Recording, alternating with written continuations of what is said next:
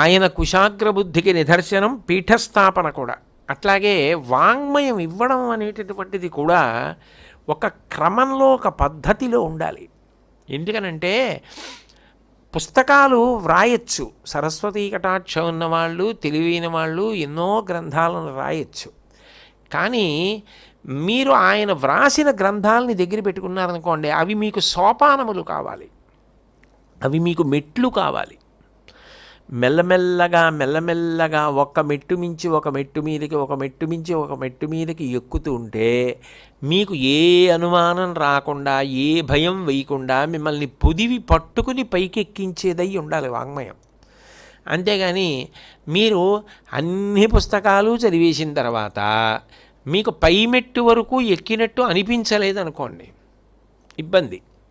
మీరు అందుకే శంకరాచార్యుల వారి వాంగ్మయాన్ని చూస్తే ఆయన 3 కింద విభాగం చేసి ఇచ్చారేమో అనిపిస్తుంది. మొట్టమొదటిది స్తోత్ర సంబంధమైన వాంగ్మయం. అది కూడా విశేషం ఏమిటంటే శంకరాచార్యుల వారిలో గొప్పతనం, ఆయన తాదాత్మ్యత పొంది చేస్తారు. ఆయన చాలా ఎక్కడో కాసేపు కూర్చుని ఇవాళ నేను లక్ష్మీ నృసింహ కరావలంబ స్తోత్రం చేస్తాను అని కాసేపు అలా రాయడం అలా ఉండదు. ఆయన ఆ సందర్భమునందు మమేకమై భగవంతుణ్ణి స్తోత్రం చేస్తారు.